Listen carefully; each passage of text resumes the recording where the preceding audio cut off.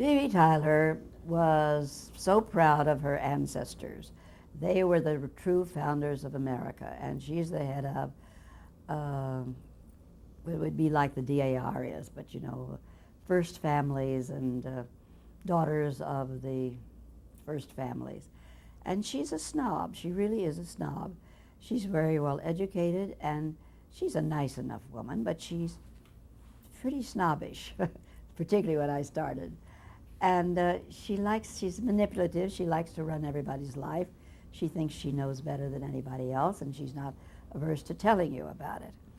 Now, this is a story that I didn't used to tell, but I do now.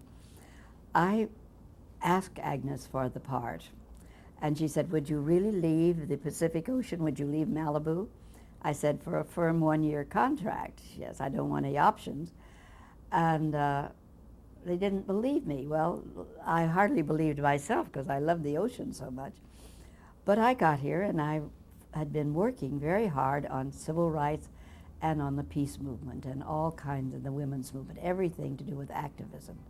Now here I am going back here and playing this very establishment role, and I thought, oh, my friends are going to think she's really sold out, which is a stupid thing to think. You play a part, you sign on, you're going to do that part. But I decided what I'd do, I'd make her sort of Billy Burkish, kind of a featherhead, you know. And I'd never change a line. I'd do all the things, but I would stir the martinis gently so as not to bruise the gin and things of that nature. And about 2 months into the thing, the director invited me out to dinner, and I thought, well, I guess I'm doing okay. And we had a wonderful French dinner with 6 courses and a wine with every course. And finally, at about 11:30, he said, I have to tell you that Agnes is very worried about you, and if you don't stop being funny, she's going to fire you. Well, that got my attention. I said, what do you mean? He said, well, you don't seem to understand. Every role has its own personal part to play, but then you're a cog in the wheel that has to keep the story going. Now, your cog is that you're supposed to make people afraid. And they can't be afraid of you when you're so funny and so amusing.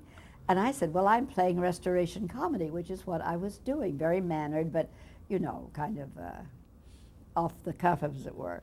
And he said, you know, they're supposed to be afraid when they hear your name mentioned, but when you walk into the room, they soil their underwear. I said, that's graphic enough, I get it. And then she became very nasty, very mean, and very tough, and people would shake their fist at me and really gross, and they say, you were terrible today, you were awful, and I loved it. And then I found out that, you know, we all like to be loved, and that's a problem. It's a trap for actors and actresses. We want to be loved, but sometimes you get more attention if they love to hate you. So I became the woman they loved to hate.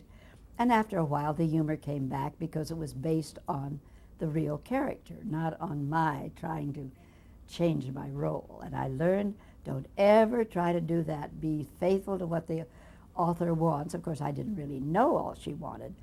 I wasn't told all of that. If I'd been told that to begin with, I never would have tried to do the other thing. So play your part and play it on the level, and they'll like you, whether it's even hating you that they like to like.